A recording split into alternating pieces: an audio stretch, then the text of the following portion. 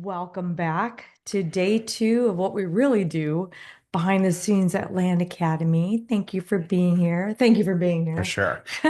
It's fun. Yeah, oh, good. Okay, cool.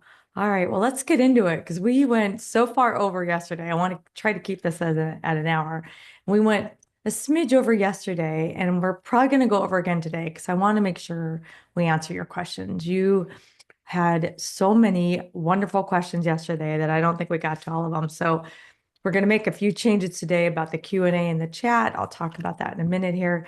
And we will make sure we get through all the content in the first hour so that we can still go over. And you have to get back to your, day job or life or appointments or something. We'll still go a little bit long at the end, but we'll get all the content in the first hour. And so we can make sure we answer all your awesome questions. So again, this is day 2 of 3 of, the Land Academy, Land Investing Blueprint, everything that we do, have done, gosh, not even combined 30 years. I hate to say this, combines going on, it's over 45 years. You're in the right place. Yeah, If let's you want to just buy and say. sell land, you're in the right place. We're qualified to talk about that topic and we're qualified to teach it. Now it's 10 years of Land Academy. That's very true. Exactly.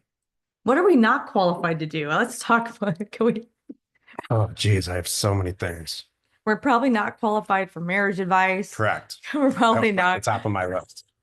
We are definitely not qualified to talk about raising children. So, We're trying to figure out how to work together still yeah, after 15 years, 16 years now. exactly. I don't know if we're okay with that.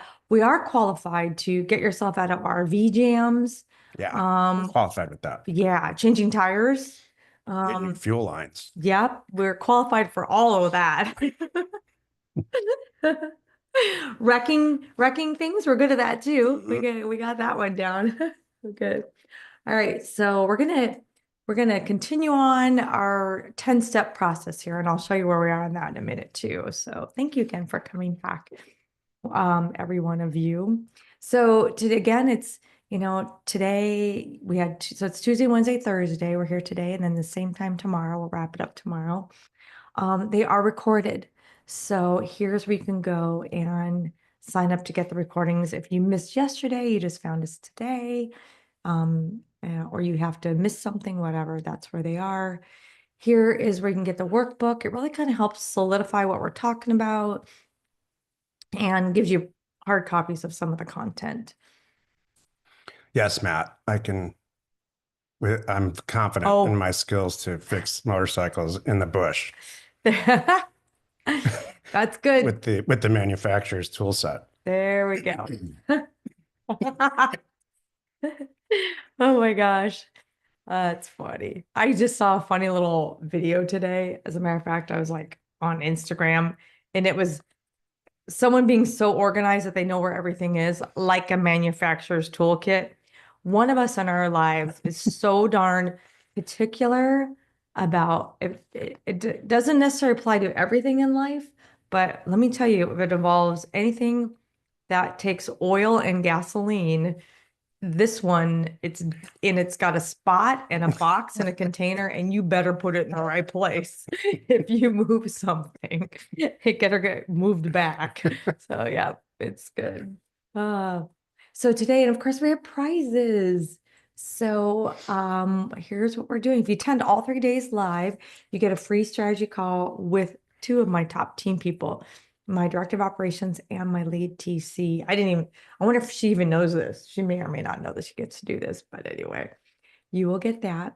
Grand prize drawing, of course, it's going to happen tomorrow at our member call, and someone's going to get a free property. And go back if you want to watch the recording from yesterday. It talks about the free property that you're going to get to kickstart your land investment career. And then daily, each day we do a drawing and one person gets a 30-minute quick start call with our team, kind of like, where are you? What do you need? How can we help? Kind of thing. And then of course we have some fun things. My team put together some fun swag bags from live events in the past years with hats and pens and notepads and mugs and things like that. So those are going to go to the people with the most Facebook interaction over these 3 days and the most Discord interaction over these 3 days. So these are here's where you go to do that. And then don't forget, post your homework and share your stuff. Share your answers, which actually it's good. We all need to be open and honest about this and sharing what our goals are because it just solidifies it. And people are going to help you. We're going to help you. This is not called Motorcycle Maintenance Academy. Yeah. I'm unqualified to teach that. This would be, I beg to differ, sir. That's good. And then, of course, congratulations to Milo C from yesterday about the free quick start call with our team. Okay, so here's where we are today. So here's what we covered yesterday. So today we're on to more about finding and buying, these properties. How, because that's a lot of people are like, this all sounds wonderful, but how do you do this? Like, I get the process, but how do you go and find these people? And how do you know the right areas to mail? And how do you price them to know they're going to open your letter and take you seriously? So we're going to talk about that today. And then what we're going to definitely start off with is, as promised from yesterday, because we ran out of time, Jack is going to spend a few minutes talking about the areas to send mail. Oh, and by the way, I didn't see it in our housekeeping, so I want to make sure everybody knows my team should have closed down. Yeah, the Q&A is gone because we were having a hard time keeping up with the Q&A in this environment and the chat. So we're just going to try to focus on the chat. So I'm not, we're not perfect too. So if we missed your question, you want to remind us and minutes have passed, you can put it back in there. But we're going to try to just focus on that. So, but I want this is your live trolling, Joe. Oh, Yay. So let me give you. great. Thank you, Joe. So it all starts with finding an area. I always start with Los Angeles because we're going to start with the bad news first and then go to the good news. And please watch here. So I'm going to type in my acquisition criteria that I defined if I'm a Land Academy member on the equity planner. The equity planner is a whole kind of Excel worksheet, multi-tab worksheet in great detail. It's still a version of the same one that I use today that helps you define your acquisition criteria, because the last thing you want to do is guess. You don't want to say, well, I think that property could work. Maybe I should buy it. You just want to make rapid data-driven decisions. And this is how it all starts. This is a blank slate in Zillow. We're going to choose land only. And we're going to go through this exercise. In my equity planner, it maybe says property that's 5 acres or more, maybe 5 to 20 acres. I like that. You can see we're losing a lot of dots, but there's still some here. And then I only want to, my personal financial criteria is I want to buy properties for, let's say, 30,000 bucks and sell them for 60 to 80. So it's 60 to 80. So I'm going to troll or fish for properties that are actively selling in a $100,000 to $120,000 range. So let's just say 100, between 100 and we'll just say 50 because it's there. 50 and 100,000 bucks. So you can see Los Angeles, already we're making data-driven decisions. Los Angeles itself would be a terrible place to send mail. There's just no activity there. Somebody asked a question about New York City yesterday, and my answer is this is exactly what would happen there. But the same thing would happen in New York City. As we travel further out, we start to see that some of the outskirts here in San Bernardino County and Riverside County, it makes sense. For instance, this might make sense. So let's look at this a little bit further. These are desert squares that people refer to them on the internet. There's 86 properties. I hope you can see this in this screen now. There's, 86 properties that are for sale. And in the last 12 months,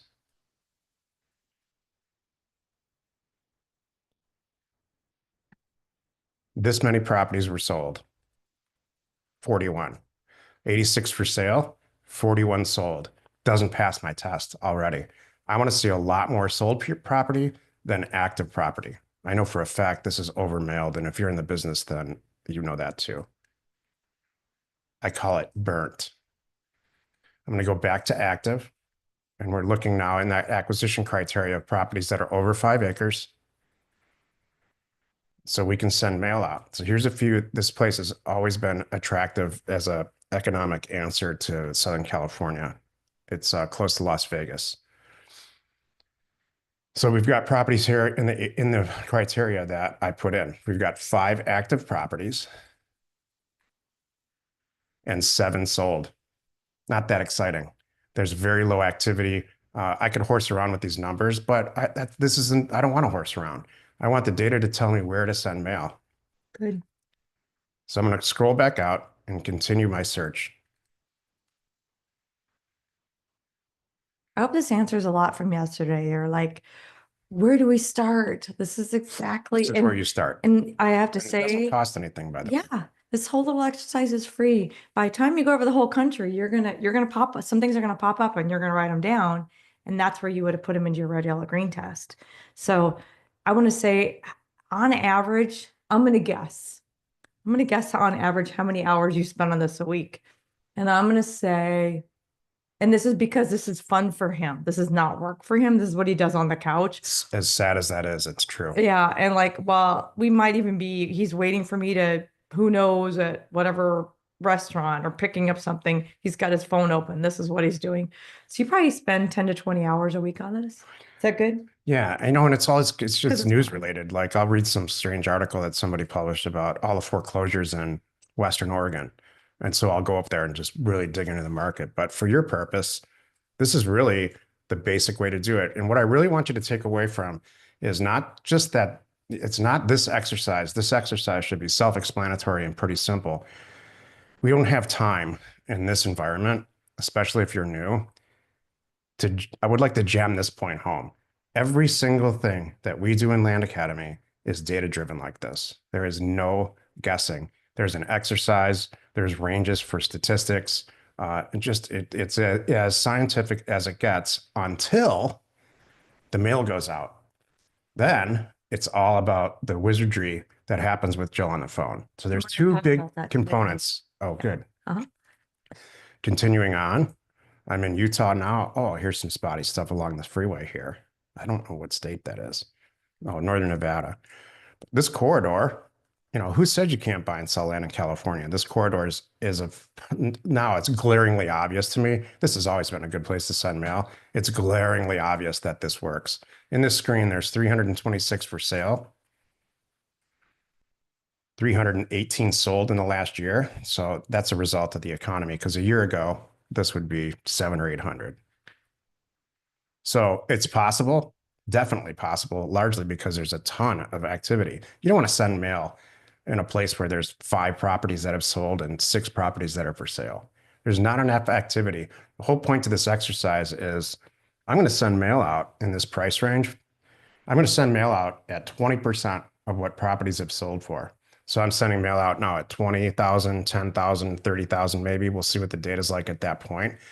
But if I do that, and when I do that, I want the market behind me. I want the market driving this force for me, so that when somebody signs an offer and sends it back or calls Jill and they put a deal together, market's going to support a quick sale. By the way, this isn't staged. This is what I do. I didn't set this all up to do a presentation. I opened Zillow. That's the extent of it. And reset all the parameters. Yeah. There's a few things going on here. 12 active, 21 sold. That's a little bit more interesting. As a percentage, that's 2 to 1 ish. I'm going to add one of the things that Jack just talked about, where the data drives it. And he mentioned playing with your parameters. So when you're finding an area, when you zero in on like what Jack's got on the screen right here, this is when you're like, okay, let's start playing with last 6 months. Can I talk about that? Am I stepping on your toes? Okay. Sure. No. So this I go to like 6 months. Let's just say this screen is looking good. Well, again, I want the data to tell me what to do. Well, what did they buy in the last 6 months? Okay. The number either went up or it went down, right? And if it went down, I'd start playing with the prices. Well, what did they buy? Let's see what the price is telling me what they buy. And then I start playing, then I try to get a feel for that. And then I start playing with the sizes.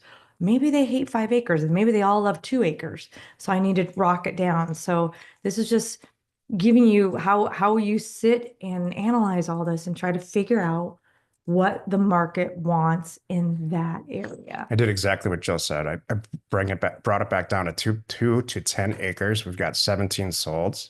And I did in the last 6 months instead of 12. There we go. What she's really doing is pushing the market. She wants to see how good it is or if it fails. Mhm. So 17 solds in this area and actives are 5. That's not Now now it's we're going 3 to like 1. 3 to, this is good. More than 3 to 1. And there you go, because we rocked it down. All we did was change instead of 5 acres, dropped it down to 2 to 10. Because that's what's selling in this area more than the other ones. What this is telling me is this area is possible. It's not saying, oh my God, send mail there. It's saying now we're going to go to the next step, which is called the red, green, yellow test. And I don't know if we're going to talk about that today, but my point is, the point is not to show you how to do this today. The point is to show you what's possible and what our methodology is, flawed or unflawed. It's been working for 30 plus years. So this is not that flawed. So this is to answer the question from yesterday. How do we got to that point? This is how we got to that point. This is where Jack would be writing down zip codes or writing down counties and then really running the numbers in those tests. So 21 to 19. 21 sold, 19 active. Yeah. Colorado, that there's opportunity there. I can see already. Do you find it matters if Albuquerque. you start, Jack? I do both too. Do you find it matters if I start with sold versus No. active? Just so wherever you want to start searching, you could start searching for sold and go, I'm just going to go sold and then make sure active is a lot less and do it that way. Southwest Oklahoma City, there's 76 sold and 137 active in 1 second now. Well, in less than 5 minutes, you've got a couple of markets that you should look into. And more importantly, you have a bunch of markets to avoid. Mhm. The last thing you want to do is start sending a bunch of mail out, spend all kinds of money, and just it didn't work because you didn't do the research. You never want to do that. I think this industry, there's a lot of traffic on the internet about buying and selling land now. There used to not be. Now more than ever, you don't want to make a lot of upfront mistakes and spend a bunch of money and then get discouraged and not make this work for you. Yeah. So I I'm do this all. gonna pick out some questions that relate to this and we'll get to the other ones. Yep. So like so why are you using Zillow versus CoStar? You can use CoStar. Okay. Any of the CoStar products can work. This can work in any environment. As a non-trolling phishing tool, I use Redfin. The reason that I'm used Zillow is because their interface, this is a good question, is so easy. I can go back and forth to sold and active in a presentational format here on the internet and explain the concept of this. Redfin, the interface is not, here's what's really important to know. Zillow is not an IDX feed from the MLS. Redfin is, as is Realtor.com. Realtor.com is where it originates. So Zillow is part of it's the MLS, and part of it is individual people just like us who are not on any given MLS putting stuff in there. So it's a real good place for sale by owners. Yeah. Exactly. You mean CoStar, meaning LandWatch? That's a very incomplete data set. Let's put it that way. So I'm gonna go back to the filters he's got filled in here. This for Maru, like whatever makes sense to you. He's filled in that I'm selling things between $50,000 and $100,000. So then we all know I'm buying them for 20 or 30. That's really how it's gonna go. All he's got filled into is land, and all he's got filled in, he's filled in, make sure we get all the agent posted, listed, or owner posted, all the stuff filled in, and then he put in 2 to 10 acres.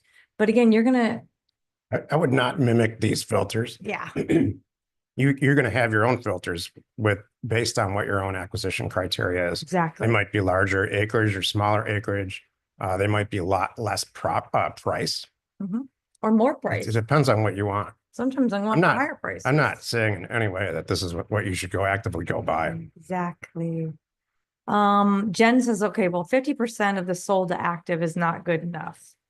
How high should the ratio be? How far back do you look for sold? Like within 6 months? So we'll toggle.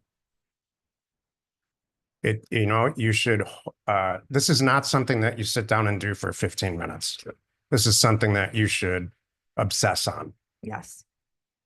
It's the building blocks of the house. You do not want to make the foundation of the house built on sand. Yeah, You want to spend some serious time analyzing these markets and realizing, you want to start to live this. There's exactly. nothing get rich quick about this. Nothing. Yep. All right, I'm going to bring us back and we can do some more stuff. Be a best friend of the data. Oh yeah. Data is your friend. Yeah. Data keeps you out of jams. All right. So today, here's again, I want to remind everybody, here's our 10-step process. Yesterday we did 1 and 2, and then we just did an example of the phishing/trolling that Jack does. I'll run it through the tests.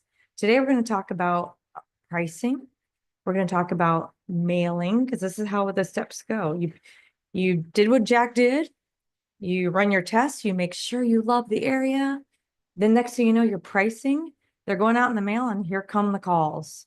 So that's what we're going to touch on today. And remember, this is not a deep dive. This is very high level.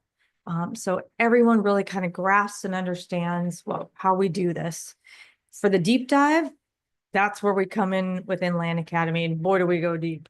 So if I went deep right now, we'd all be sitting here for 40 hours. We would be 9 to 5 this whole week, all of us, to do the deep dive that we really need to do. So it's hard to do in this environment. So where do we get this data?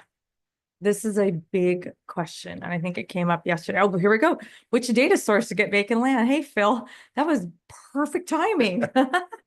So we will and have been constantly pivoting to wherever the best data is at the time. So we are on our 3rd data source since Jack started this, maybe 3rd. So I'm trying to think of, were there others? But our current best data source is DataTree, which is First American Titles source. It gives you a little example of what all they have at our fingertips. I have a screen I'll show you here. It's free for Land Academy members, so don't worry, you don't have to run out and get DataTree. I give you nationwide access included. We are licensed providers.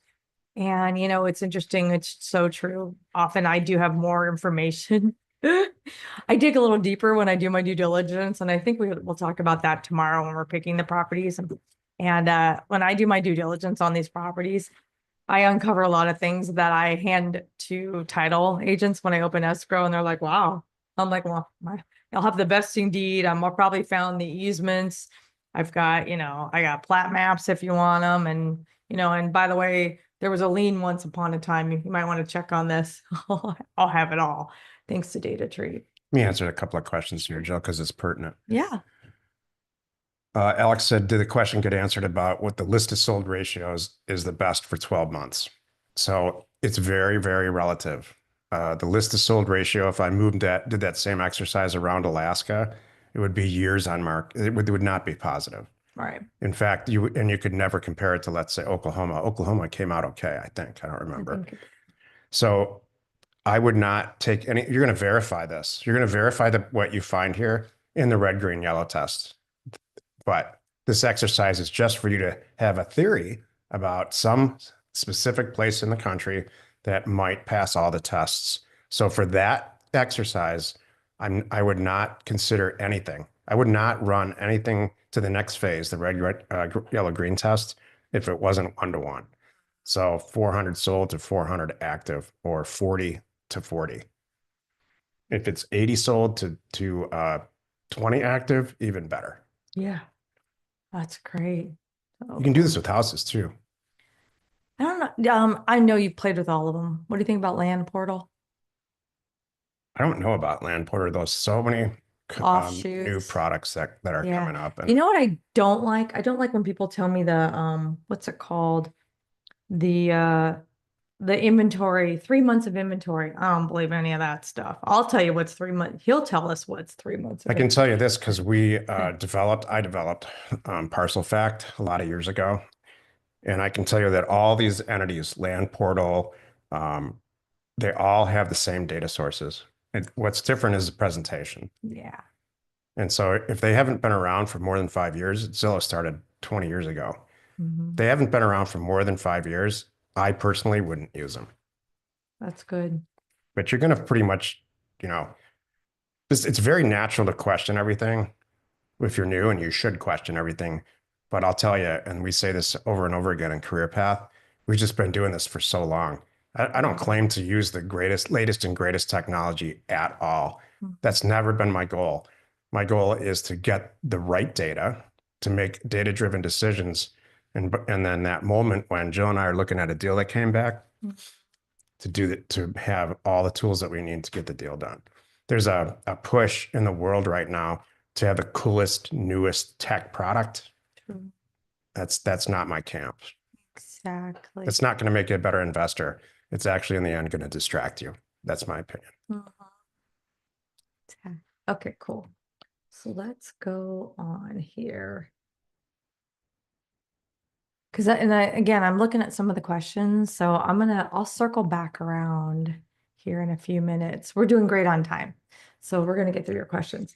They're good questions too, I Yeah, consume here. this is really good. All right, so this is just a little screenshot of data tree. So when we get in here, so this is, you put in state, this is part of, once you do, right, you do your trolling, you did your red yellow green test. Now I'm getting into it. I'm getting the ownership data. So you're gonna take what your red yellow green test served up as green, and you're going to go in here and go to that state and that county, and you're going to fill in all the parameters. Jack spells it out in such great detail, and I have another slide here to show you in just a minute what he scrubs for and things like that. And you're going to download ownership data. It's going to look like this. It's going to have, boy, everything. It has 200 and I can't remember lines, like 238 lines, meaning 200 different columns of property characteristics for you to weed through to make sure you're sending offers to the right people, to make sure you're not sending them to, shoot, this guy's a 3-bedroom, 2-bath house on it. I didn't want that. And all that stuff we cover and help you with that. So just so you know, we've got that figured out, but it's just kind of an idea what it looks like. But yeah. So no one's better than Jack.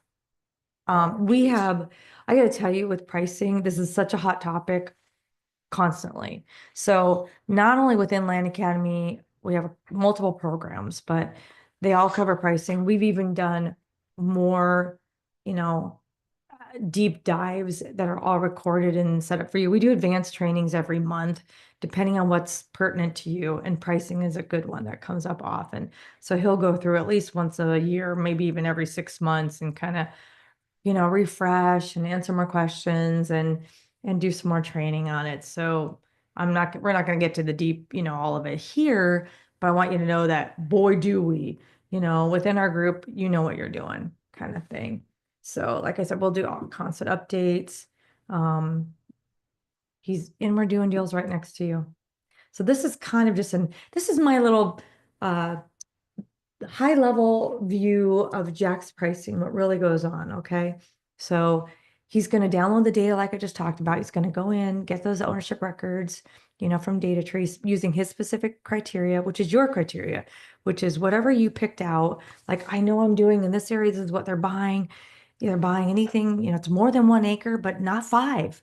There's so many properties in this area. This is just what it told me what to do. So you're going to go in and pull just that kind of thing. You don't need to download a bunch of stuff. You're going to go with what you're going to mail. You're going to scrub and remove. And this is all spelled out too, invalid addresses. These are missing stuff. Take those out. Inexplicable owner or inapplicable owners, like city of fill in the blank, the local fire department. They don't need to get your offer. Maybe it even says ABC Cemetery, Town Cemetery. I'll take that out. You'll do all that. There's always going to be a number of properties too that don't have a zip code yet. And you need the zip code to help you with the pricing to make sure you're getting it in the right part of the county. So we show you how to solve using a geocoding tool. And my team will help you with this too. I'll get to that in a minute.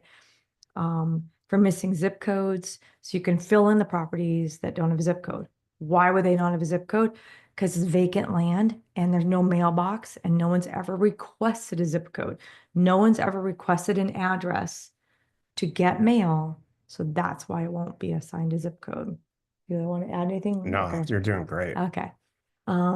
Then step 4, after we have all the zip codes, he's going to start coming up with a feel for this area commands this price per acre, this zip code over here, this zip code in the county commands this price per acre. Well, how is he doing that? He goes in, he scrapes sold comps and for sale comps of similar properties, land. That's kind of too why we need to have a healthy amount of comps when he's looking at this. Not only is the data going to tell us, because there's 30 sold in the last 6 months, like, oh, I need to get in on this, but we're going to be able to use that 30 sold in the last 6 months. What did they sell for? How does that back into price per acre to help us solving the pricing thing? So that's where it's going to do that. Then he's going to take that number, right? He's going to get, all right, it all came out to $2,032 an acre, in this zip code in this part of the county. Now he's going to back into it and go, all right, I'm offering X percentage of that on my offer because that's how we do it. And this is too much. Some people are like, and I'm out, and I can understand that. You're like, I get the whole process. This is great.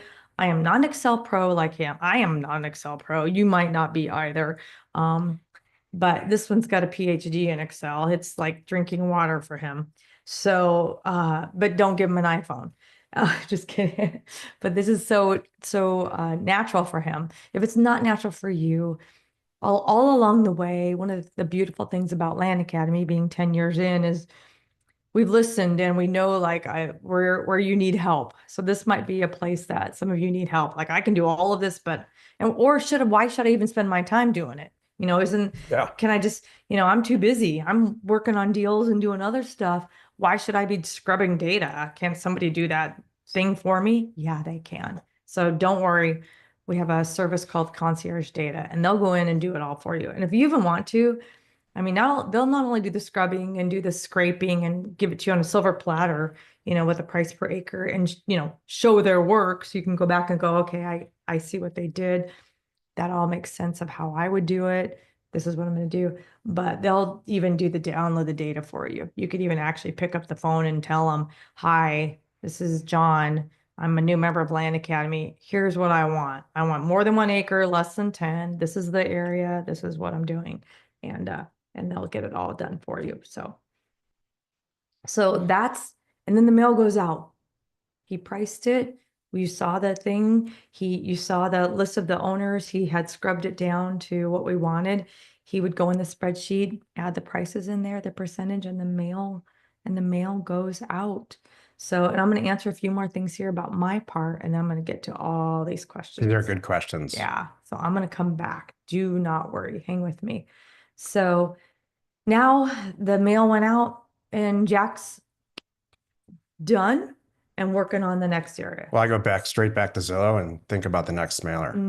That's a luxury of having a business partner. Yeah. Who I just trust. And I know, she's going to, once the mail goes out, and she'll talk about this in a few minutes, she's going to come back with some deals. Yeah. So here's some things I want you to think about. And this is part of the magic in our business, right? It's not just it's 2 parts. And then again, we got 30 years of us and 10 years of Land Academy and people that have like, we got it. And there are a lot of them in this room right now, and they'll share that, oh yeah, this is what I do. And this is one of my hurdles I had to overcome, or what I'm doing now. So, but, there's 2 main parts to this, it's one, their situation. Why are these people selling? The mail went out. What's the reason that they're calling me back? And what's going on? And again, like I said in here, you might be wearing both hats. So you need to understand Jack's part. You might be understanding my part. Most of you are starting out like that. You're doing it all. So you need to understand there's a seller situation that's causing them to pick up the phone. And once they pick up the phone, the other really important part is them falling in love with you, them going and trusting you and believing in you, and only wanting to sell to you, especially in today's climate. So no software will ever replace that. thank you. It's good. So what are you talking about the situation? Well, here's what I'm talking about. Most of the time, they're looking to cash out of this land for some reason, not just Tuesday and the sun shining and today's the day. There's usually something going on. There's some kind of life event or life situation. Jack talked about a little bit yesterday. Examples might be like the kids, they just got the property. They didn't even know dad had this. Dad passed and they get your letter like, holy cow. Yeah, I want $9,000 Yeah. instead of just staring at it. I didn't know what I was going to do with it. No, none of us want it. What the heck? You know, maybe they've grown older. That happens sometimes. And gosh, they thought they were going to build their dream cabin out there and now they're 80. It didn't pan out. So then they're just getting ready to it's good. Let's see here. They have health or find this is a huge one too. These are the top three that I run into. And there may be a health or some financial situation going on right now that they need the dough. And remember, this is not their primary residence. This is one of the first things that's going to go. I don't know if it was Derek or who we talked about yesterday. It was Jeff said something about getting stuff out of the garage. When you have a situation, sometimes you like you look around going, what can I sell? I need to get some cash coming in. What can I sell? Well, this is a very logical thing to sell. And it's a big chunk of money versus having a yard sale or an estate sale kind of thing, or selling off stock or something. You can get a quick check for some property. So that's what will go on. And so whatever it is, and you need to get this on that very first phone call too. Ask them what's going on in your world. Why did you call me back? Well, my wife lost her job. Like, all right, I get it. All right, we need to get this, we need to get you some cash quick. Let's talk about it. What do you have? So, and then that's when you go into the next part, which is making them fall in love with you.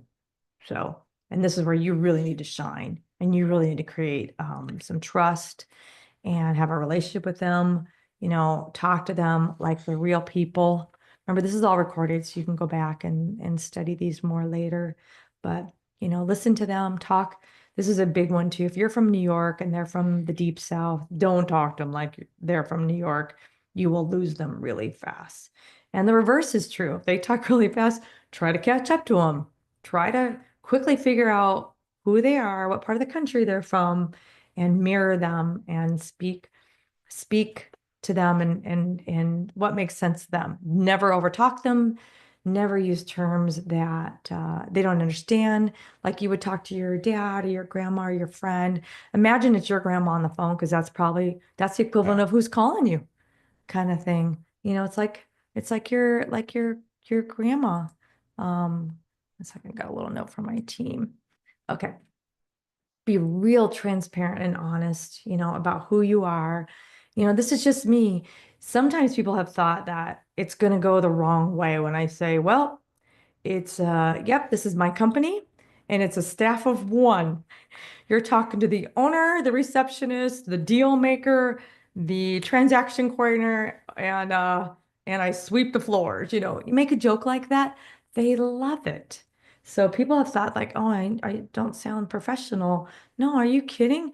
They love knowing that, hey, whatever deal you and I make, that's what's going to be on your check. I don't have to run and check this by anybody. This is my little company. They're like, whew, great. Now we're past that. Let's talk about the property.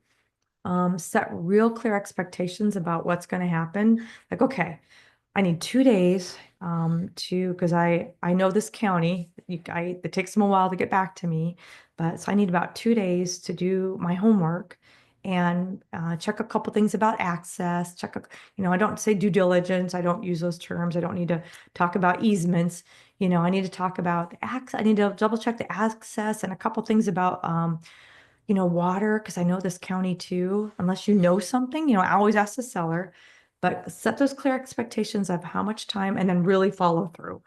And if you say, I'm going to call you in 2 days between 3 and 5, call them. And if you don't have your answers, you need more time, call them and tell them I need more time. This is all part of building this relationship.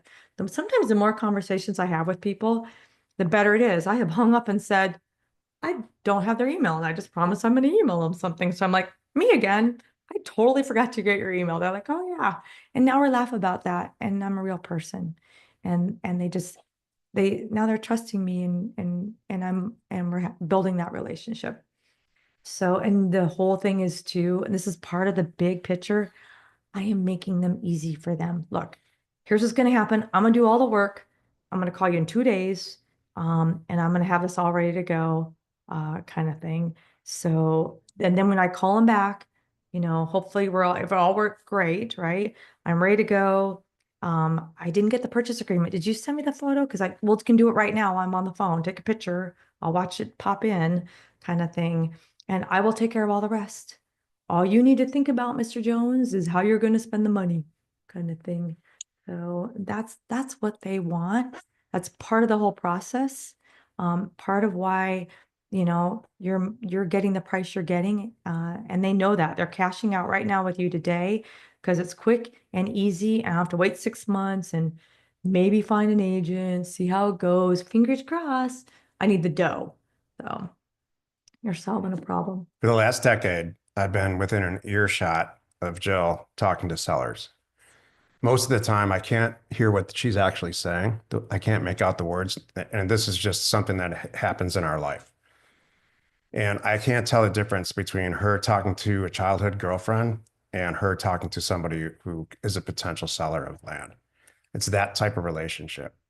It's not a business relationship. It transcends into something else to the point where if, the unintended consequence of that in a positive way is that if the seller received 10 letters that day, we are in a market where a lot of people are sending mail. When I started out, I was the only person doing it.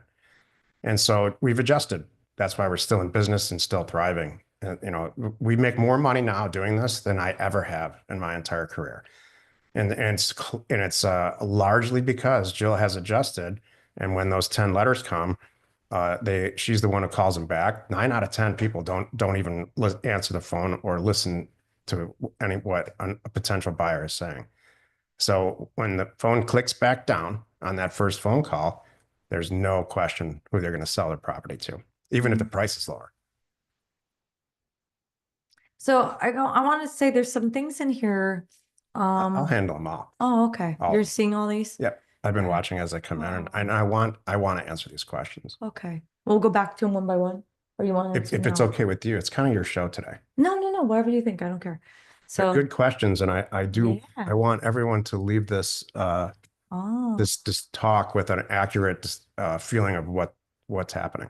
okay. So I'm gonna ask flat out, what's so what are we worried about? I'm trying to catch up with the questions here. Um, so why are we afraid of these people? I don't understand. And why are we afraid of talking to them? Because this is how you do it. This is oh this is funny. You know what? Someone said failed mailers. Okay, I missed all that. You know what? I have talked and coached to people who have had quote unquote failed mailers. And you know what a failed mailer is? You didn't answer the phone. You didn't talk to people. You didn't have a conversation. You didn't find out what's really going on in their life. And you know what's great about that? I have got people where they've had quote unquote failed mailers. And I said, let's go through them together. And to them too, I'm like, well, what's wrong with that deal? Half the time it's, and I'm not picking on anyone in particular, a failed mailer is usually you. I'm sorry. You were too picky on the property. You didn't buy it for whatever reason. Maybe you didn't have the dough. You didn't have the conversations. You were afraid to answer the phone. You didn't call them back. You didn't call them back in a timely manner. These are all reasons that someone might call it a failed mailer. And if you think you have a failed mailer, spend an hour with me and I'm going to challenge you. Look, here's the issue with failed mailers, and we don't have failed mailers. We maybe have 1 or 2 times in our entire lives. And we talk about this in Career Path a lot. There's a bunch of steps here. You didn't do your homework. Well, hold on a second, Joe. Yeah. All right. There's a bunch of steps here. If a mailer failed for some reason, it's because one of these things wasn't executed the way that it should have. True. May have been I sent mail to the wrong place. May have been I didn't test the data or Yeah. price it correctly or utilize O2O services. Maybe I bought the wrong properties that I should not have bought them, or I don't like due diligence. I I didn't didn't check with check. everybody else that's in Land Academy to see if it's a good deal, or whatever it ends up being. Maybe I hired the wrong company to answer my phone or didn't answer the calls myself, and on and on. Maybe I didn't Mhm. get the right real estate agent to resell it. There's a bunch of moving parts to this business, Yeah. and I usually use the example of learning to play the guitar.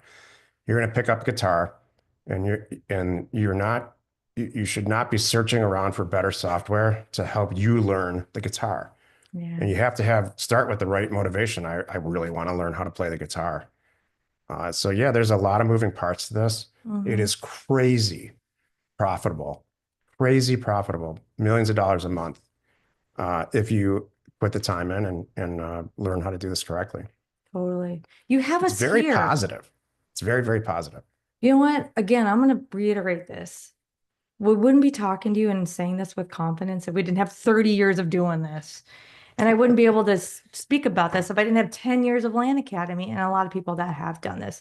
But you do have to put your head down and follow the steps and listen to what I say, even if it doesn't make sense. I'm going to tell you, call them back. You're going to go, I don't want to call them back. They were mean to me. It's a great property. You're calling them back. And you're going to get that deal. And so that's the point too. This is a level of help that and support that we're going to give you. If you really want to make this work, we are right here. You have to ask for help. That's my number one thing. If you don't ask for help, I can't help you. But if you come to me, and again, every single darn week on Thursdays, you get us live for the last 10 years, right? Like this, to help you, then we'll answer all those questions. Like, this is what the guy said today. Well, how do I respond to that? Well, here's how you respond. So, sorry, I get a little worked up about that. Is that what you're telling me? You just got to Oh, put the time in. yeah. Wait, hold Oops, on a sorry. moment. Someone took over my Yeah, presentation. because you know what? Because Oh, go ahead. we're analytical people. Yeah. Everybody in this business is an analytical deconstruction, review what's going on, make the Yeah. better mailer the next time. We're not get rich quick people, Yeah. and we're not ever looking for an easy button. Yep. We are constantly improving whatever we did last week. Yep. Okay. So let's go back. Let me finish these up and then we're gonna go through all these questions. You guys have really, really good ones here. So, um, you know what? This is the whole reason we're doing this right now. And thank you for staying with us because it's not for everybody. It'd be like saying you could It, be sitting on this call like I'm either going to do land or buy my own 7-Eleven, buy my own convenience store. I don't know which one I want to do, yeah, but whatever I do, like you brought up the guitar, I'm gonna do it and I will not fail. So we're here to show you what this is all about. All right. So we got to that. I'm sorry, I got lost in I'm some sorry because I slides. wanted to go back to that flow chart, Oh yeah, the and one to it's over. 10. It's good. Okay, good. All right. But and I'll help you with all of this. Okay, so let's wrap up what we did and then we're going to get to the questions so we make sure we have time. So today, we talked about, we don't have to chase these sellers. That's a beautiful thing. We use the mail to get them to call us back and we price them correctly. Some of these things too, it really comes down to pricing, and making it a good offer. That's what we get. I don't, some of the things that you're talking about that came up a few minutes ago that we just covered, you've been winging it on your own probably, and that could be a failed mailer. We will show you a blueprint and get you there. So, and how to talk to sellers. So tonight, think about this and I'll go through the questions. Is there any part of this you're nervous about? Write it down and bring it tomorrow. So as this marinates today, we will talk all about it tomorrow. Maybe reverse engineer a land deal. This is a fun little exercise. Find something online. They're like, wow, if I had this one, look, I would have killed it. You could kind of see, in a lot of states, it's all published, bought for, sold for, bought for, sold for, look backwards and maybe even find one that you're like, what would I have bought that for? Kind of think about what number made sense to you and, would you have bought it at all? Why not?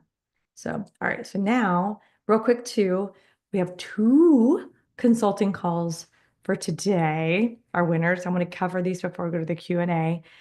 So Willie D and Jen P, who's still here with us. So good. Jen, you have a lot of good questions. We're going to get to that. So congratulations. All right. So here's what we're talking about tomorrow. And tomorrow we're wrapping it all up. We're going to really go into due diligence. This is one of the biggest things, making sure you buy the right property and how to quickly do that. Make sure it's a good. Well, that's why you have a peer group like Land Academy. Who's True. not going to let you make a mistake. Yeah. How we sell it fast, talking about listing strategies and some secrets that we use to market them, dealing with agents, land focus agents, building a list, getting those repeat buyers back and scaling, getting you to that point. And then we have a special guest tomorrow. So let's get to the Q&A. So, and we understand if you need to zip off at the top of the hour, I get it. We're going to continue on. So, all right, I'm going to scroll back up here a little bit to make sure we get through these here. Okay, so Anthony said, what's a good range for days on market, and what's the number one tool you use for days on market? So both companies, Redfin.com and Realtor.com, have amazing research tools. I would Google or use AI to find the locations of those, but they're usually Realtor.com / data or research data, something like that. They have downloadable massive spreadsheets, literally a million plus lines that give you an amazing amount of free statistics, very easy to understand. And so you can look up the zip code that you're doing at a glance. There's all kinds of places on the internet. If you search for AI search or Google search, days on market for the particular zip code or area or county, you're going to find it. There's amazing free tools for all that. Excellent. I use the spreadsheet way. Mm-hmm. Mary said, okay, I put this in Discord. Can you please explain to me like a 5-year-old? I love it. Why the heck is assessed data and what they're really selling for so different? For example, what's funny is if you look up your house, your assessed data in your house might be $130,000, which is what you pay on your taxes. But you're like, I know if I go to sell it, it's worth way more than $130,000. If I were to do a podcast called Dispelling the Myth of Real Estate Data, this would be in the top 3 topics that we would discuss. What happens is there's an assessed data and there's market data. Market data is quite simply what we would all basically pay for a property with the market demand, supply and demand. The assessed data is a number that the assessor has assigned to a piece of property so that they can, from that number, assess how much taxes are, what the treasurer will actually charge from a tax rate.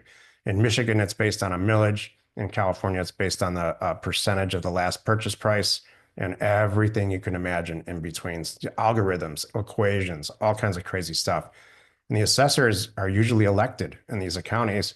So they inherit some system that happened, back to this 1800s. Assessed data doesn't matter. But geez, how many times do a seller call you back and say, I want the assessed data. That's what I want. I know. Well, It's the not, opposite. it has nothing to do with the purchase price. It's funny because sometimes, like I said, Very it's confusing. often it's lower. Like the assessed data might be, it's worth 8,000. I'm offering them 12 because it's worth 50. Then they don't talk about it. I always say, go look up your house. And you're like, oh, and for a lot of it seems like too, even the more current up-to-date counties, there's usually a triggering event, like a sale. Then they go back and look at things. But do they cover the whole area, the whole street, the whole block, the whole zip? I don't even know. So it's often, and it's like a year behind too. If you're a 5-year-old, I would say forget about the assessed data, cross it out, put a red cross in it. Perfect. Look at the market data. Exactly. And you'll come up with a little one-liner when your seller asks that, and you're going to go with that. So let's see here. Robert H. like, do I need to talk about the zoning? He says, how can I tell the zoning situation in your search? So if you are interested for some reason, and we do this all the time, I only want 5-acre properties that are zoned for industrial, let's say, and these 3 zip codes. That's absolutely very possible and relevant. I call that a surgical mailer, and we do it all the time, and I cover it in Land Academy. So yes, that's very possible. Yep. All right. Let's see. It is a deep analysis. I'm catching up here. We covered that. Jen says, oh, I have used njparcels.com for owner and contact info, but then there was a legislation in New Jersey that blocked it. I can still see addresses, but not names. So I'd say we don't use it. We need a better, that's probably taking it from, The big picture yeah, here is that there's a lot, another source. because this is now such a publicized topic on the entrepreneurial corners of the internet. There's all kinds of SaaS related models, software as a service Yeah, that come and go. What doesn't come and go is Land Academy. yeah. And we change tools all the time. But these are right now, we do very well, and Land Academy members do very well utilizing the tools that we have now. We live in a time where there's a concept out there where if you have better tools, then you're going to be a better investor. And that's not, I don't believe that. If you're learning to play the guitar and you get a 63 Les Paul, you're not going to be a better guitar player than if you buy something at Walmart, buying the Walmart guitar. Good. Thank you. Driving for dollars. One thing I realize is not all data sources get every vacant land. I do understand varying sources. Well, that's why, you know what, Phil?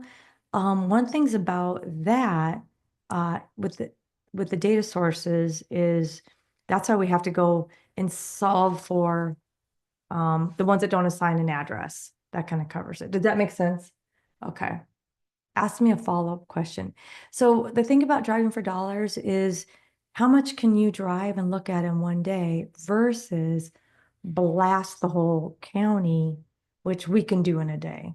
So that's kind of You where, get a 10,000 unit mailer out in a day. yeah, You can probably drive and look at, I don't know, 200 properties in one day. It's just not an efficient use of time. true. And you're not getting the data that you need and to truly make good decisions. It's not a data-driven decision. It's just driving around. Exactly. Okay, got it. Um, let's see here. Stephen Eldridge says, what about the quality of the land? Some cannot be built upon due to easements, rocks, soil, etc. This should matter the person, the builder, and buying land or selling, right? 100%. We're going to talk about that tomorrow. So the first thing is, right, get them calling me and I know that they're a seller. Then phase two is we're talking about tomorrow, which is, do I want the land? And that ties into everything that you're saying, which is exactly right. That's when I do my due diligence and I go, all right, what's possible on this? And then depending on the land, maybe they can't build upon it, but it's 40 acres and it's beautiful and there's a recreation or hunting thing going on in that area. That might make sense. That's step 6. Mm-hmm. Our job in the beginning is to pick a great place to send mail, get the mailers out, reinforce the fact that it's a good place to send mail, test it with data, get mailers out, and then a bunch of properties are going to come back here. Let's say 8 or 10. You have 8 or 10, send out 10,000 mailers. You have 8 or 10 properties to look at. Some of them, in a due diligence standpoint, are going to have easements or rocks or need a soil test. At that point, you cross that bridge when you come to it. Mm-hmm. And that's when, this is such a good question, Stephen. Yeah. That's when you have a real seller with a real property. Now you're talking price and now you're getting the details. Do you want it and at what price? This is really good. Yeah, you don't want to waste time on due diligence in the beginning. Yeah. Exactly. That's a real traditional way to look at real estate. A broker calls you, oh, I got this great property, and then you look at it and stuff. And that's right out of 1957. You want to utilize data and the internet to get 6 or 8 or 10 off-market deals right in front of you and make a good decision. Data tree. I don't know what that is. I don't know what kind of Ernestine Adams says, can I send land tips to me? I wonder if it was like some properties. So I'm good. And thank you though. I appreciate that. Let's see. A lot of these questions we kind of already answered. How do you scrub for crazy neighbors? Oh, that's a good one. If you find out the answer to that question, Joshua, I'd like to know. Yeah, that would be good. Because we'll get rich together. Yeah, this is so good. Isn't Citus zip code? Oh, this is a smart question. You're right, Alex. Alex Ressi says, isn't Citus zip code different from the mailing address zip code generally? Especially with rural vacant land. Yes, because they're not living there. You're right. No one lives there. It's always different. So the Citus zip code is the actual property. Good question. That's what Citus is. And the mailing zip code is where the tax bills go. So that's where the owner lives or where they have their mail sent, let's just say. So excellent. Make a dollar amount. Oh, this is good. Jen, great question. We hadn't covered that. Our offers to the sellers, and you can go find them on offers2owners.com and see them. They do have a real dollar amount in them. We aren't doing neutral letters. Thank you so much for bringing that up. That's a huge point. When we're pricing them, why are we pricing them? Not just for our own thing. It's because these offers go out for high, it's very personal and detailed, but basically it says, this is a property I'm trying to buy. I would like to buy this from you for $8,734.91. That's how detailed it The gets. only way that you can accurately price Good. land, or anything for that matter, in a mailer format is to determine what the retail value is. And so if the retail value of a piece of property is $22,000, we're going to send out an offer for around $5,000 or $6,000. Yeah. After we figure out that it is worth $22,000, and that's what pricing a mailer is. It starts with what's the retail value. Then we send out offers that are 20%, 10 or 20% of the value of retail, and a certain predictable number of people who are having a life event are going to call back and liquidate their property. The same way that a certain predictable number of people, when they get their paycheck, go to a check cashing place because it's really convenient and choose to cash the check that way. Sure. Should the offer percent, thank you, Juan, who's understanding when we're pricing, we get back the scrub and we put a percentage in there because we're doing 10,000 units at a time. Should the offer percent be applied across the board regardless of the land type? Or do you separately price certain differently zoned and priced land? So hopefully I just answered that. Good question. It all comes down to first solving for, and it's not as complicated as it sounds, solving for what the internet believes and what the real supply and demand is for the value of a piece of property. If it's $80,000, we're probably going to send them an offer for 20,000, which is a much lower percent. It's a certain percentage below market value. So what about sending out offers and text messages too? There's a ton of legislation. I started out sending faxes to people because it made sense to me at that time. And there was no legislation. It was unregulated. And I enjoyed an incredible amount of freedom for about 8 years until legislation spam laws were put into place. And no, you cannot legally send a ton of messages out like in a robo-text format or emails because you're not in compliance with the spam laws. And it's easier and cheaper. You'll eventually, it'll catch up with you from a legal standpoint. I'm not going to cover that. I have had personal experience with that. And we bought our way out of that problem. Exactly. So I was looking to see if Derek's still with us, but Derek's not still with us. But he went, how about I'm 1 for 4 on my mailers. So like we kind of talked about, getting deals. There was something wrong. I think there could have been something in the process, but he did. You know what? I wish Derek was still on this because I was going to ask him math. If he was, especially if it's his first 4 mailers and he only got 1 deal, but he made 50 grand, I would almost say that was a win because it paid for everything else. So you have to kind of look at the big picture too. So you're learning to play a song on a guitar. Yeah. There's 8 chord progressions. You've been practicing for 2 months and you can't learn how to play the guitar. Or you can't learn how to complete the song that you're trying to learn in a presentable format. Okay, well, let's deconstruct it. There's eight chord progressions. Let's go through the 6 that I understand. And there's probably 1 or 2 in there that are causing the problem. So let's find out. And it's the flow chart that's on your screen right now. The answers are in there somewhere. For me, look, I was pretty successful at this for a lot of years. And I had Jill's job for a lot of years, but geez, it was not something that I was interested in. I'm not a phone person. We joined forces, and so I didn't have to do it anymore. And yeah, there's a chord progression in every song. I don't care who you are that makes you uncomfortable. All right, Alex Resi, he's like, okay, I found a lot of those calls about dads, the inherited thing. um, might require probate, which is something many aren't willing to do versus just let it go to the county. How do you address that? Do you help them with probate or move on? Kind of depends on the situation, how much, most of the time, Alex, is how much money is to be made. If they're gonna let it go and this thing's worth 50 grand, I might figure out a way to do this kind of thing. And maybe I buy it, maybe it's an attorney, there's a lot of really good land focused attorneys that I could call and say, here's the scoop. Can you help me undo this probate thing? And then at the same time, I'm buying the property. And so you'll get paid all at the same time. Like you could bundle up in one package where the attorney's getting paid when it's done and now in your name, and the seller's getting paid some amount, which they're thrilled with. You're giving them 2 grand when they were going to just let it go anyway, because the whole thing's worth 50. I would do that. Jen's answer is the answer. Oh, right here. What did Jen say? One deal out of 4 mailers is excellent. Yeah. She says, I sent out 1,500, got a 1% response rate. I'm going to read the rest of it in a second. A 1% response rate. You can almost bank on that. Yeah. 1% of the number of mailers that you send out will be responded to in one of 3 ways. Pure, unadulterated anger. And we all laugh about that. We don't take it personally. Yeah. Number 2, yeah, I mean, I like your offer, but I've got a different number in mind. Okay. And that's where Jill's charm kicks in. And number 3, thank you so much. This offer came at a perfect time.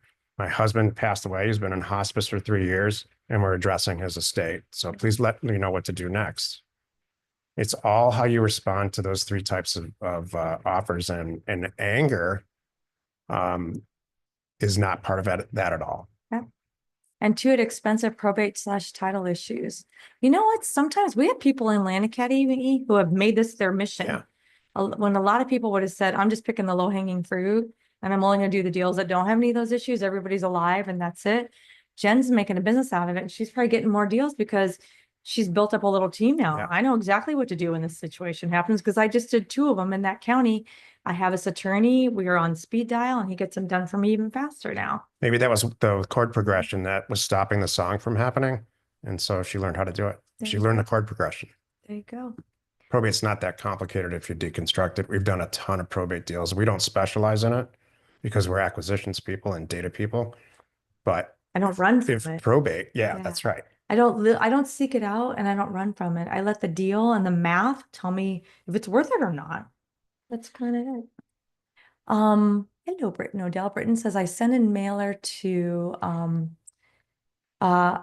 Kalkaska, Michigan in the fall of last year, 2,800 units. I got a lot of upset sellers, inland landlocked properties, no deals.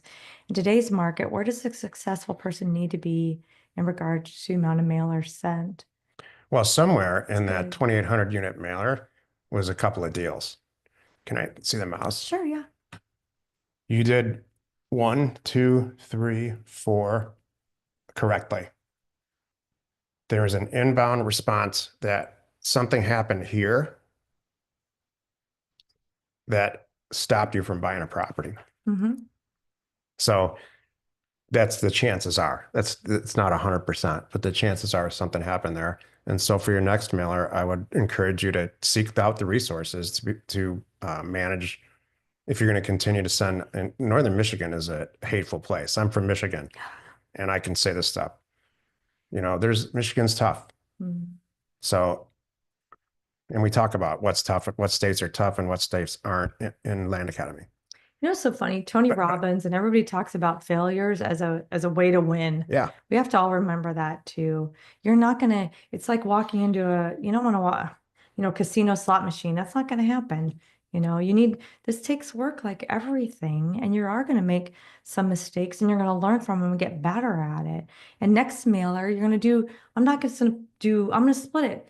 I'm gonna do half in this state and this county and half here. And one of them's gonna pop up and then you're gonna go, oh, I'm gonna pivot over here and just keep building on that. Jill and I have placed ourselves in a role to instruct this, and we have chosen to do it based on reality.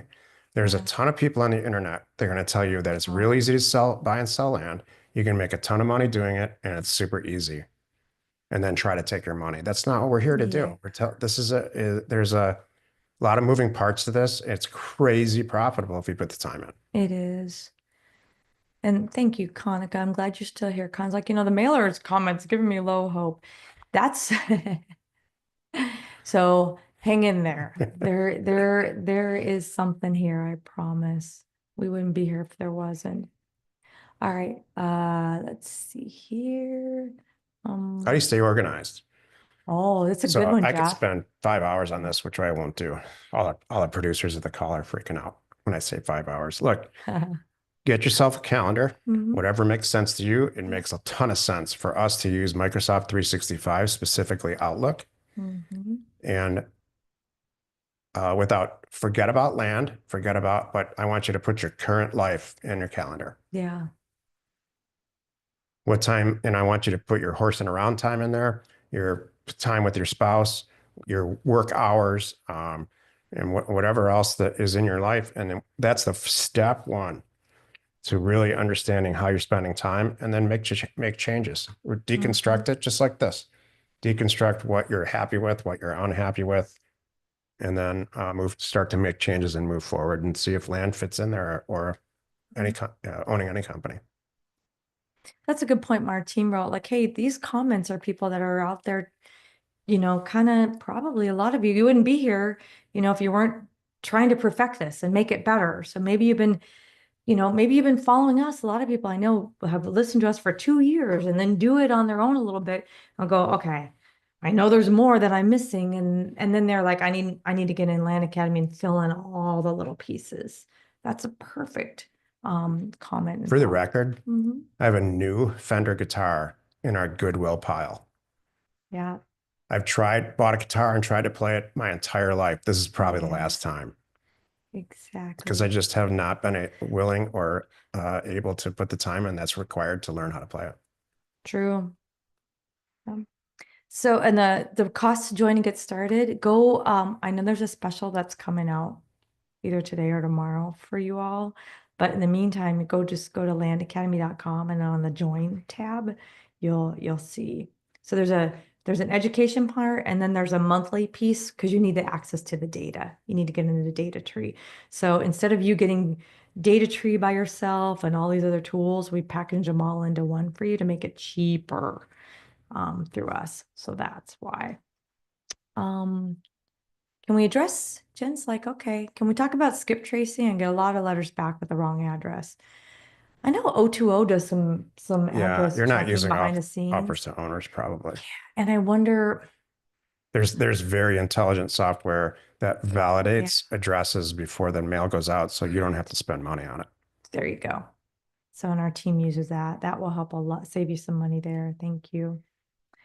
What if you get a letter back and it says vacant on it? Donnie S. wrote. I'm not sure what that would be. That's probably if you got a letter back and they don't live there anymore, then they just moved on recently. Well, it's probably sent it to a vacant house, and the post office has it marked down as vacant. That could be. So you need to mail it. That's where we mail it to the owners, where they go the tax records, not the actual situs. Good question. So your letters have offers in them. Yes, actual numbers, we covered that. Let's see here.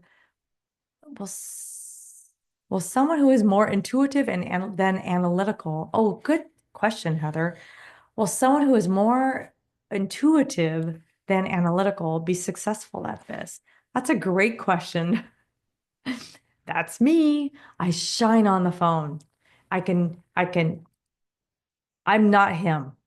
Could I do stuff without him? Yeah. But you know what I would do instead, Jennifer? I would understand this whole, or Heather, I would understand the whole process like you're here doing right now. I would either find a partner or use tools to get me through those rough spots, like, the concierge data to get my mail out for me. And then I would shine when the calls come in. Should That's a check the bottom of really this, good Joe. There's a lot question. of messages down. Exactly. Okay. See what's going on. Congrats. I'm gonna go down here Yeah. and then come back up. Yeah, let's just see All what's right. going on. So appreciate your honesty. Um, yeah, you guys are right. There's a lot of people out there saying how easy it is, and then they charge $10,000 to join their system. Yeah, thank you for saying that. Oh, Jack used Ultimate Guitar. Thank you, Jen. Jen's trying to solve it. Thank you. That's great. It's a great learning That's tool. hopeless for me though. Frank said, attorney within the county being worked or the one you work with. You know, I want an attorney who covers that state. You want a probate attorney? I think that's what we're talking about, Yeah. right? It's a real specific specialization. A land attorney. I'll tell you, Frank, where I've gotten attorneys to help me with through the county. I'm like, hey, I need an attorney to help me get a deal done. I'll ask the county recorder, give them a call and say, hey, who's submitting paperwork and who's nearby? The attorney, Bob Jones, he's right across the street. His assistant's in here all the time dropping off paperwork. Call him. So they can help you with that. And I'm not giving legal advice. I'm just saying I need a reference for an attorney that you guys like. They're like, oh, well, thank you for asking. It's good. So let me jump back up and we'll come back down here because there's still some good questions. I think we're catching up on here. Mhm. Congrats. Let's see. Oh, Mark asked, remember we talked about the excuse me, Maru. Maru, you were asking about the two data sources. Realtor data center. Realtor.com forward And slash data data dash research, I think. Please Google it. so, It'll pop right up. Just Redfin. Google realtor.com data. Yep. It'll point at you right. Same thing with Redfin. Thanks. Redfin.com forward slash data. Yeah. This is a good one. This is coming in from YouTube from Andrew A. So what do we do? What are your objectives for each acquisition? Do you not necessarily have an objection while searching? Just flip the property, split, subdivide, or develop, that kind of a thing. Good question. Improving the land. Do you want to cover that? Yeah, we have a predetermined, it's exactly what we talked about today, a predetermined acquisition criteria. And so we send out mail based on that acquisition criteria and the result of the phishing slash trolling. Mm, And then a bunch of mail goes out and a ton of it comes back. Some of it, most of it is within that acquisition criteria. Sometimes it's not. If we believe, Jill and I together believe that we can buy the property and double our money in general, and it fits our criteria right now. Our criteria for the record right now is we need to make 100 grand on it, because we're further in our decades into our career. So we only do 20 or 30 deals a year, but we make 100 grand on each one of them. So $2.5–3 million a year in general. There's all kinds of variances on that, and there are all kinds of things that we do or don't do. What we do not do almost ever is anything to the asset that we buy. mm, There's such a sea of false information on this topic out on the internet right now. There's people out there saying you can split property and become a millionaire in 26 minutes. That's just not the case. Have we split properties in the past? Yeah, successfully. It's a long time. It takes a year to split any property. The market cycles probably will change. That may or may not make it worth what it is when you buy it. It's very scary. Do we develop utilities or any of that? Never. We're acquisition people. We don't put in the infrastructure. We're also doing houses. We also fund a lot of deals. So there's other things that we have going on the side that don't take much of our time at all. Yeah. So do you all tell the seller why you're interested in how you want to use the land? This is a great question, Robert. I'm really honest with this. This is my little business. Yeah, I'm going to buy it and hopefully sell it for more. But that's it. This is it. And they can look me up and they know that. So, and then I move right on. What's the price that makes sense to you then? Kind of thing, whatever. And just keep going. So I don't try to hide it. I don't lie and say I'm going to live there kind of thing because they look me up and they know I'm an investor and I'm here because it's easy. And they can easily say, well, I could list it. I'm like, yeah, you could. Do you want to wait 6 months and see? It sounds like you need the dough right now and I'm ready to go. My checkbook is open. They're like, yeah, you're right, Jill. I'll take your 20. Let's do this. So, Michael N says, I'm just getting started. What's the cost of a mailer? So what's the minimum investment recommended on the mailer? So start, how much mailers per dollar do you get? Thank you. So I was going to say, go to offers2owners.com. You'll find it there. There's two different pricings. There's member pricing and then non-member pricing. Just the mail, if you did all the scrubbing and downloading, you had the data yourself and everything, it's like 60 to 70 cents, somewhere in there, a unit. If you want us to pull the data for you, then we will do that. And again, it's really reduced price because you know where I get my data and I have it cheap. And then as far as the recommended amount of mailers to send, we have our whole equity planner kind of tells that to you. So it's hard for me to give you a blanket answer. When you start, we talked about yesterday setting goals. We have a spreadsheet for you to put in your goals. Like, I want to make $200,000 this year. Great. And I want to do one deal a month. Great. Boy, I can start with that. That means you need to do this much a quarter, this much a month. This is how much the deals will look like. And we'll even help you with then you need to send out 7,500 units of mail each month. And you're going to be buying properties that you can sell, but in this range, we can help you with all of that. It's really kind of, you can plug it all in and work it backwards and go, got it.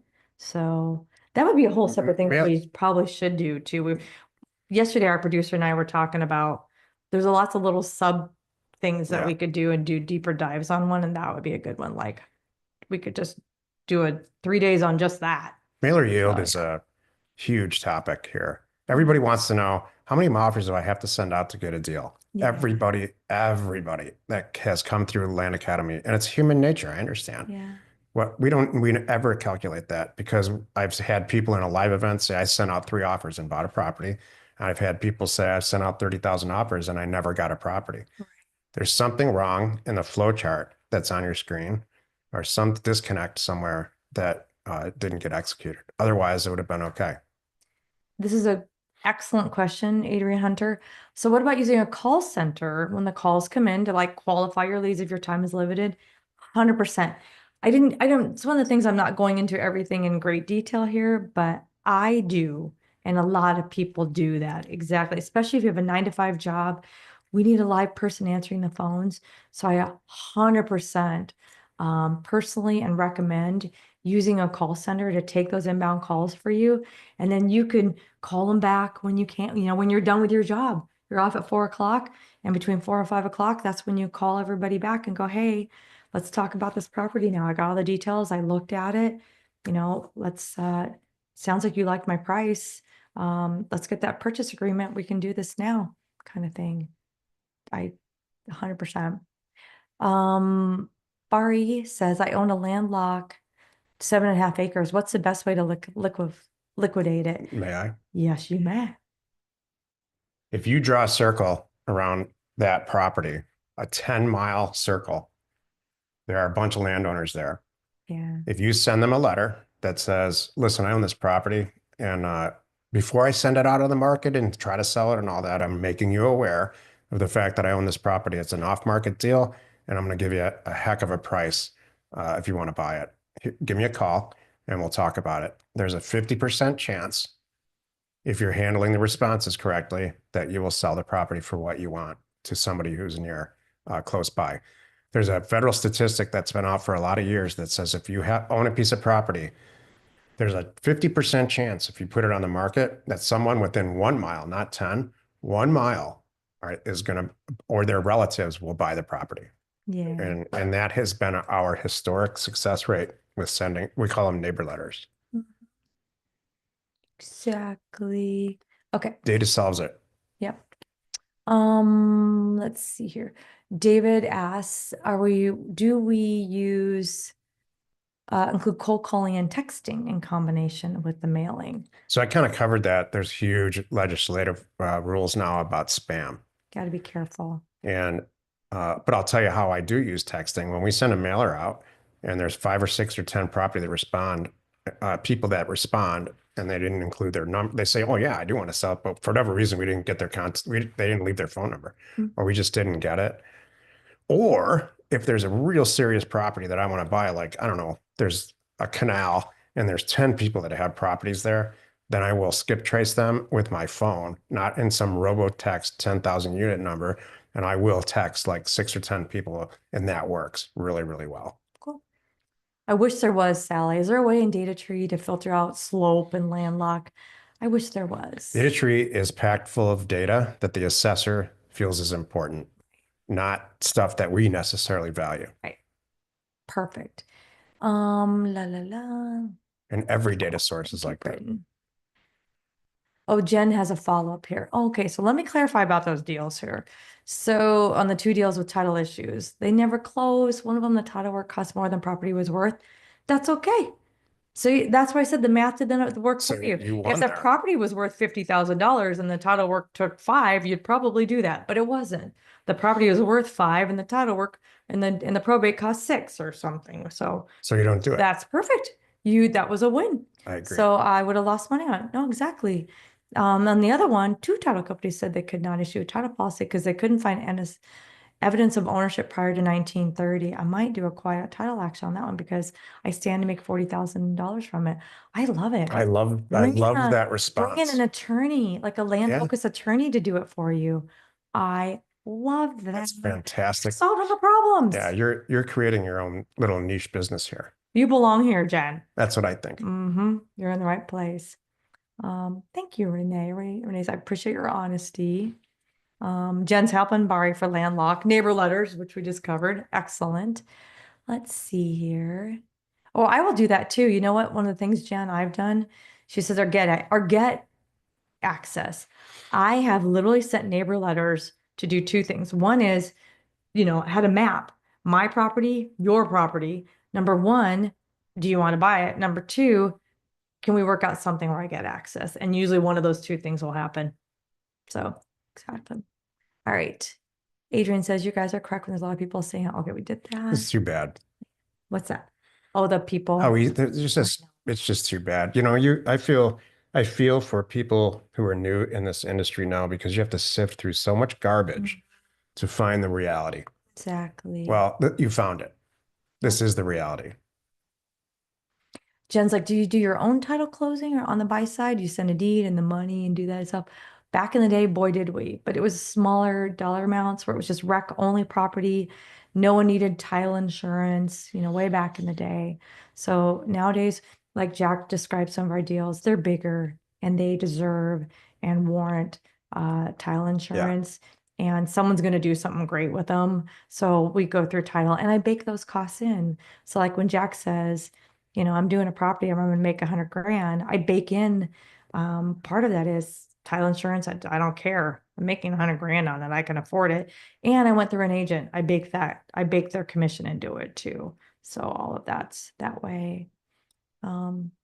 Great. You're welcome, Al. Great info. Heather says, with the exception of the money I would spend on investing in the property, what are the startup costs for this approximately outside of the self-study program and the monthly membership? It's really your biggest cost. I love it, Heather, is the education, right?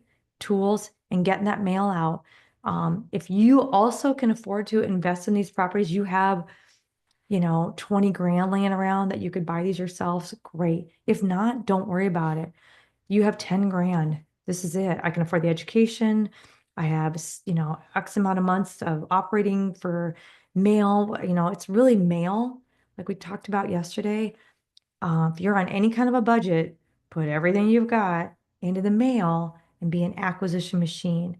Find those deals. We'll be the bank on them for you.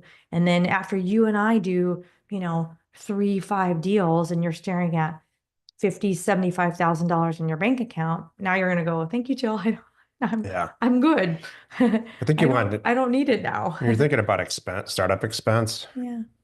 what I really want you to think about right on the same sheet of paper or however you're making your decision about how much time you have. If you have the right amount of time and the right attitude, the expense doesn't matter. If you have no time and you think this is going to happen in a week, that's not good. It's probably not going to work out. It does take time. Like everything. Everything. Everything. Jen and the guitar, she Yep. said, I've been using that for the last year. I'm sure 1 month in, you're not playing, you know.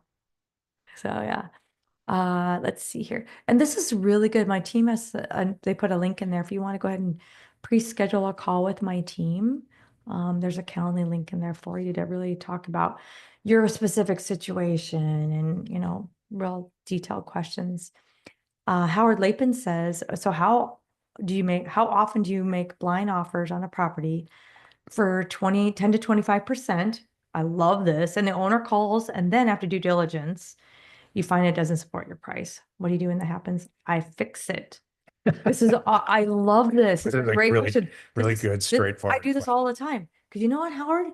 This, Maybe I this is, even add money. we live this. I love it. Because what if the guy calls me back and says, "You're nuts. This is not what it's worth. Did you know my property is the only one that I can do this? Or this is moving it down the street, or I already put a well in." I mean, there's all kinds of things that, gosh, I didn't pop up on the data that I had no idea. So maybe I even add money because I'm like, wow, we mailed for 10. The guy wants 50. You know what? It's worth the 50 because I could sell it closer to 200, or maybe 175. I don't know. I'm going to even add money, 100%. And then sometimes, yeah, I go back and go, shucks, but I still really like it. And so, you know what, Howard, I'll tell him, look, I know you were all jumping up and down and we all agreed on 25,000 and, but here's what I uncovered in the last 2 days. And often they know this stuff too. It turns out the access isn't what we thought it was, and it doesn't have this, and it's not as close to filling whatever. So, but I still like the property.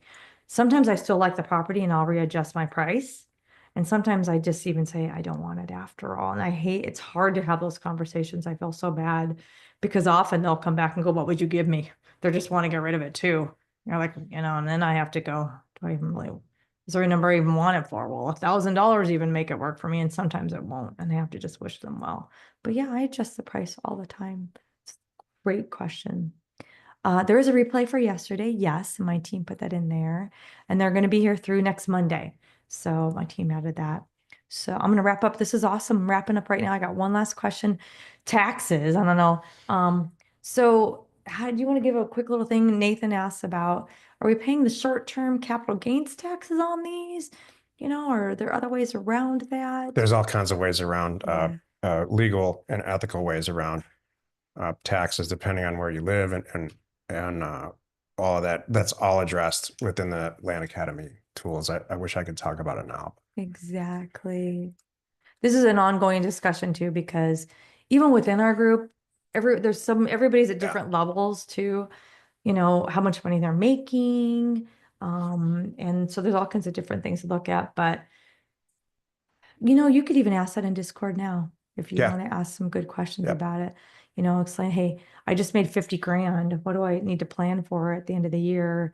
And B, does anybody have a good tax accountant in my state? That's one of the beautiful things about this group is that everybody's really how we are helpful and honest in giving our community mirrors that. So they will be really helpful and honest for giving. We all share accountants, we all share experiences, we all help with deals. We're all in this together because you know what happens? We end up finding partners in there, and by giving a little bit and helping out the next guy, someone's going to help you, and then you're going to help somebody else, and you're going to make friendships and make partnerships.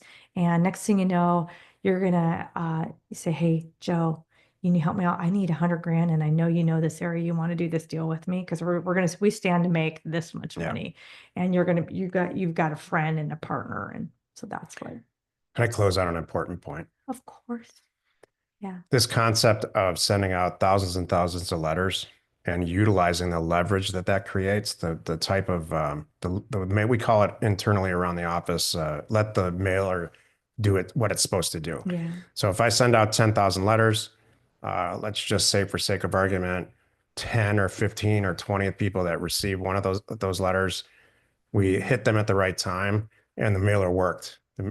The same thing's happening. This is the third time that we've gone on internet live, which we don't typically do like this. And the same thing's happening. There's about 80 of you left. We started yesterday with way, way more than that. mm, And it's just like sending a mailer out. The 70 or 80 or so of you who are left here are here for a reason.